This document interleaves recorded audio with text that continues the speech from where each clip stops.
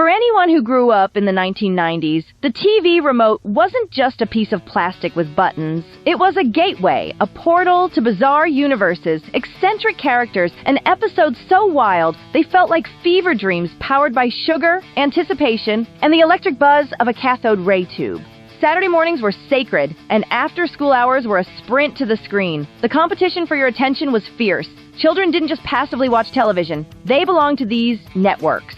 And those networks, in turn, were at war. Not in any official sense, of course, but in the eyes of a generation, Nickelodeon, Cartoon Network, Disney Channel, Kids WB, and Fox Kids were rival kingdoms, battling for loyalty and domination. What emerged from this colorful battlefield wasn't just a packed TV guide. It was a cultural moment, a shared experience that spanned playgrounds, family rooms, and the pages of school notebooks.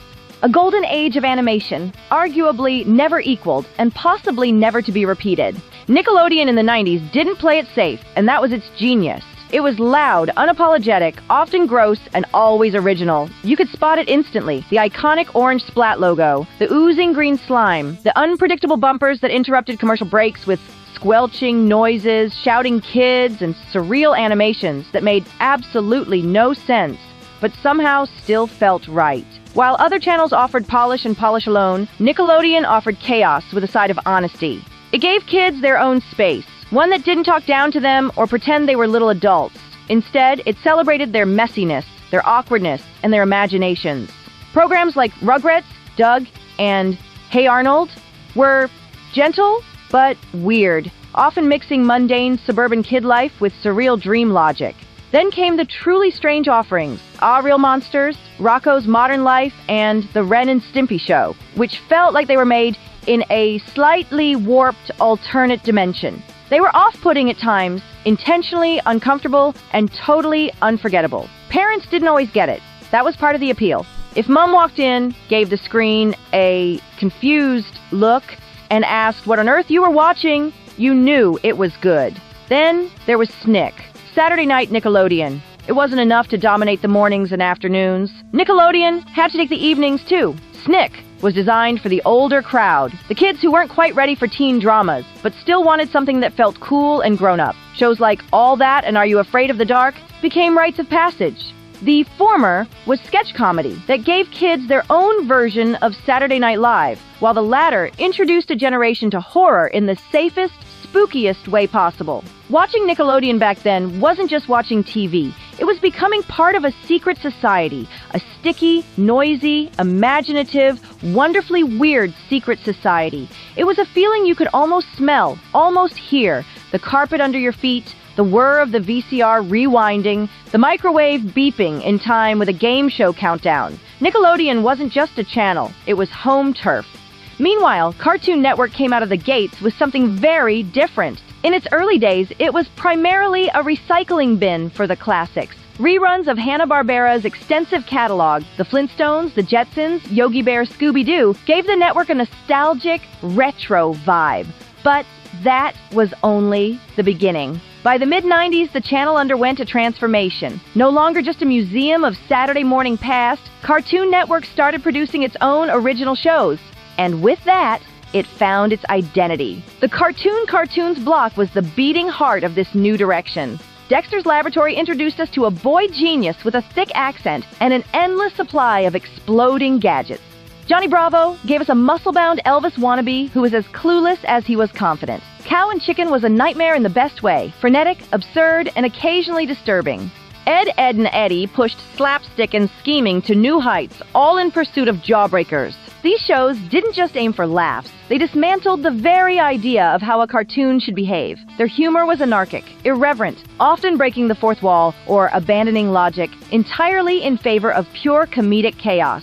Cartoon Network also embraced the weird in a more experimental, self-aware way. Space Ghost Coast to Coast turned a forgotten superhero from the 1960s into a deadpan late-night talk show host. It was surreal, slow-paced, and full of non-sequiturs. A show clearly designed for older kids and adults, but broadcast right in the middle of a block where anything seemed to go. It was a hint of what was to come later with Adult Swim. But in the 90s, it was just another reason Cartoon Network felt unlike anything else.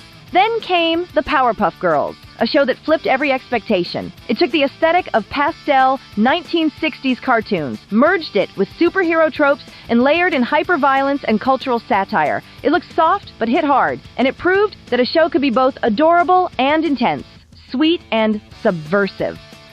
Cartoon Network didn't just compete, it redefined what animation could be. It gave animators the freedom to go wild, to take risks, and to trust that their young audience could handle it.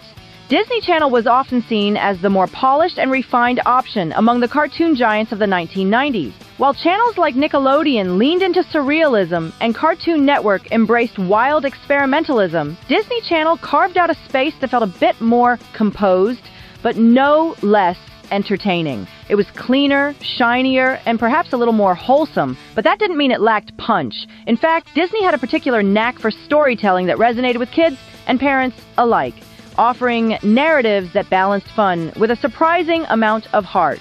One of its crown jewels during this time was the Disney Afternoon Programming Block, which aired on weekdays after school. This block was a carefully curated mix of animated series that felt cinematic in scope and quality. DuckTales, with its adventurous globe-trotting and unforgettable theme song, was arguably the flagship title that set the tone. Chip and Dale Rescue Rangers offered high-stakes action in miniature scale, while Darkwing Duck delivered a tongue-in-cheek superhero pastiche that appealed to both young audiences and savvy adults.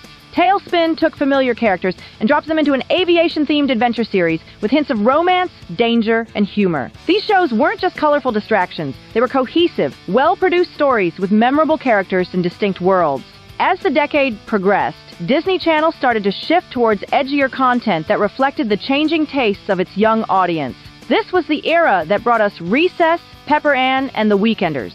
These series took a more grounded approach, focusing on school life, friendships, and the everyday dramas of being a kid. What made them stand out was their willingness to tackle slightly more mature themes, still within the bounds of appropriateness, of course, but with wit, clever dialogue, and a style that felt just a little more rebellious than what had come before. Shows like Recess had ensemble casts and offered a sort of animated social satire, while Pepper Ann gave viewers a quirky, introspective lead who was grappling with adolescence in all its awkward glory. The Weekenders added a unique visual flair and a weekend-focused format that gave it a different rhythm and tone from the rest. Although Disney Channel wasn't quite as unpredictable or anarchic as its rivals, that wasn't necessarily a flaw. Its programming often had a timeless, crafted feel to it. It didn't rely on chaos or surrealism to make an impact. Instead, it leaned on strong storytelling, consistent animation quality, and characters that felt relatable, even if they were anthropomorphic animals or superhero ducks. For many children, Disney Channel was where they went, not just to laugh, but to feel something, whether that was the thrill of an airship chase, the frustration of a schoolyard injustice, or the joy of a weekend well spent. Kids WB, on the other hand, brought a totally different energy to the animation scene of the 1990s. If Disney Channel was measured and refined, Kids WB was bold, brash, and absolutely unapologetic about its ambition. This was the place where animation got serious, where kids felt like they were watching something just a bit older, a bit cooler, and perhaps even a bit more dangerous. The channel's programming slate was nothing short of a powerhouse, launching shows that pushed the boundaries of what television cartoons could be. Shows like Animaniacs and Tiny Toon Adventures, which delivered a different kind of brilliance, chaotic, self-aware, and packed with rapid-fire jokes that often flew over the heads of younger viewers, only to land years later with a nostalgic thud. Freakazoid added to the mix with its utterly unpredictable humor and gleeful nonsense, breaking every rule and having fun while doing it. Then, of course, came Pokémon. Its arrival changed everything. What began as a quirky Japanese import quickly exploded into a full-blown cultural movement. With its monster battles, catchy theme tune, and a central character in Ash Ketchum that kids could root for, Pokémon became more than a show. It was a lifestyle. Suddenly, it wasn't just about watching cartoons, it was about trading cards, video games, lunchboxes, t-shirts, and arguing in the playground about which starter Pokémon was best. The success of Pokémon didn't just elevate kids' WB, it dominated the conversation entirely. No other network had anything quite like it. Fox Kids was the everything channel. It wasn't picky, it wasn't polished, and it certainly wasn't predictable, and that was exactly its appeal. It was the chaotic neutral of 90s children's television, blasting out a madcap lineup that seemed to operate on the logic of a hyperactive child rifling through a toy chest. One moment you were watching Bobby's World, a quirky little slice-of-life show about a kid with a vivid imagination, and the next, you'd be thrown into the surreal superhero antics of The Tick. Then, just as you were settling in, you'd get hit with Digimon, X-Men, Goosebumps, Eek the Cat, or Power Rangers, each show completely different in tone, pacing, and visual style.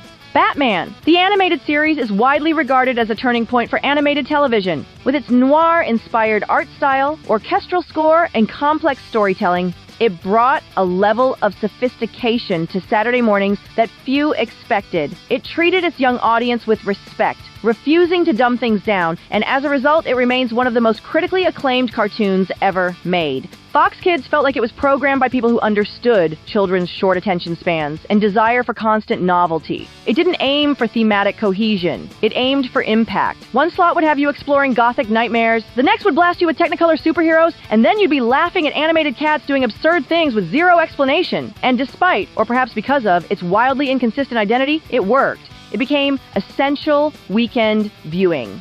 The sheer range meant there was always something to connect with. It could be smart, as seen in Spider-Man, the animated series, which managed to juggle complex plots and character development while still delivering superhero thrills. It could be genuinely eerie, like Goosebumps, which introduced a whole generation to light horror with its spooky openings and twist endings.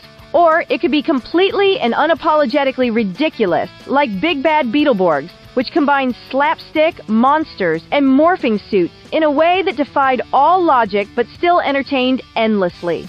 Fox Kids may not have had the refined identity of some of its rivals, but what it lacked in branding consistency, it made up for in sheer variety and boldness. And so, the question that lingers, often debated in nostalgic online forums, playgrounds of memory, and living rooms soaked in cereal and childhood, is this: which 90s cartoon channel truly reigned supreme? It's the unanswerable question. Picking the best out of this iconic lineup is like choosing your favorite childhood friend. How do you weigh chaos against charm, polish against personality, or legacy against sheer energy? Nickelodeon had unmistakable soul, a rebellious, gooey weirdness that felt like it was made just for kids who didn't want to follow the rules. Cartoon Network had edge and invention, giving us creators with unfiltered ideas and characters who felt like misfits we could root for. Disney had heart, offering well-crafted stories with classic animation style and timeless appeal. Kids WB had muscle, producing shows that still stand up today in terms of quality, writing, and cultural staying power. And Fox Kids, in all its manic, genre-bending glory, had everything, including, it seemed, a desire to throw in the kitchen sink just to see what would happen.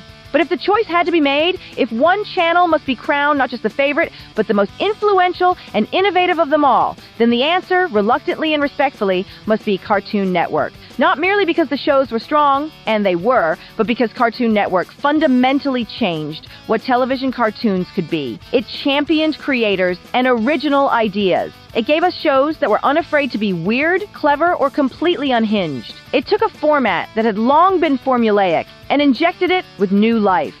It made space for late-night absurdist programming and off-kilter humor that kids might not fully understand but would love anyway. From its early reliance on reruns to its confident march into original programming, it evolved boldly and brilliantly. Still, let's be honest. Whether you were Team Nick, Team WB, glued to Disney, obsessed with Fox Kids, or a Cartoon Network loyalist, one thing's for sure. If you had access to a TV, a comfy seat, and a bowl of cereal on a Saturday morning in the 1990s, you were already winning. You weren't just watching cartoons. You were part of a cultural moment, one that can never quite be recaptured. Come along, let's sing, where the joy will bring. Tune into the beat, feel the magic, it's true. Channel 1, 9 on X, we're here just for you.